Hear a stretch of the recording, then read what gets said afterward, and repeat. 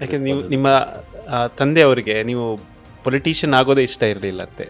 ಹಾಗಿದ್ದ ಮೇಲೂ ಈಗ 13 ವರ್ಷ ಸುದೀರ್ಘ ರಾಜಕಾರಣ. ರಾಜಕಾರಣದಲ್ಲಿ 13 ವರ್ಷ ಸುದೀರ್ಘ ಅಂತ ಹೇಳಕ್ಕೆ ಬರೋದಿಲ್ಲ, ಯಾಕೆಂದರೆ ರಾಜಕಾರಣ ಇಸ್ ಮ್ಯಾರಥಾನ್. ಆದರೂ ಕೂಡ ಎಲ್ಲೋ ನಿಮ್ಮ ಮನಸ್ಸಿಗೆ ನಿಮ್ಮ ಹೆಸರು ಬಂದಿತ್ತು, ಮುಖ್ಯಮಂತ್ರಿ ಆಗ್ತಾರೆ ಅಂತ ತುಂಬಾ ಇದಾಗಿತ್ತು, ನಿಮಗೆ ಮಿಸ್ ಆಯಿತು ಅಂತ ಅನ್ನಿಸ್ತಾ ಯಾವತ್ತಾದರೂ? ಇಲ್ಲ, ನನಗೇನು ರಾಜಕಾರಣದಲ್ಲಿ ರಿಗ್ರೆಟ್ ಇಲ್ಲ. ನಮ್ಮ ತಂದೆಯವರು ರಾಜಕಾರಣದಿಂದ ನಿವೃತ್ತಿ ಹೊಂದಿದರು.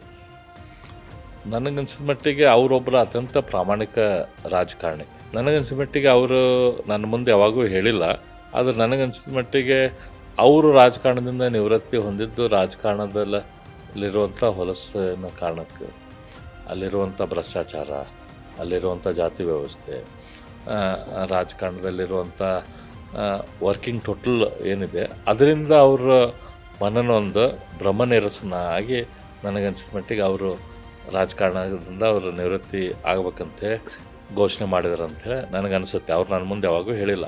ಆ ಸಂದರ್ಭದಲ್ಲಿ ನಾನು ರಾಜಕಾರಣಕ್ಕೆ ನಾನು ಬರ್ಬೇಕಂತೇಳಿ ನಾವು ವಿಚಾರ ಮಾಡಿದಾಗ ಅವ್ರು ನನಗೆ ಬೇಡ ಅಂತ ಹೇಳಿದರು. ಎಲ್ಲಿ ತನಕ ಅಂತಂದ್ರೆ ಅವರು ನನ್ನ 1ನೇ ಎಲೆಕ್ಷನ್ನಿಗೆ ಕ್ಯಾಂಪೇನಿಗೆ ಕೂಡ ನಮ್ಮ ತಂದೆಯವರು ಬರಲಿಲ್ಲ. ರಾಜಕಾರಣಿ ಆಗೋದು ಬೇಡ ಅಂತ ಅವ್ರಿಗಿತ್ತು. ಅದಕ್ಕೆಲ್ಲ ಅವ್ರೇನು ಹೇಳಿದ್ರು, ನಾನು ರಾಜಕಾರಣದಿಂದ ನಿವೃತ್ತಿ ಆಗಿಬಿಟ್ಟಿದ್ದೇನೆ, ನನ್ನ ಮಗ ನಿಂತರು ಅಥವಾ ಬೇರೆ ಯಾರು ನಿಂತರು ನನಗೆ ಸಕ್ರಿಯ ರಾಜಕಾರಣದಲ್ಲಿ ನಾನು ಹೋಗೋದಿಲ್ಲ, ಹಂಗಾಗಿ ನಾನು ನಿನ್ನ ಕ್ಯಾಂಪೇನಿಗೆ ಬರೋದಿಲ್ಲ ಬರಲ್ಲ ಅಂತ.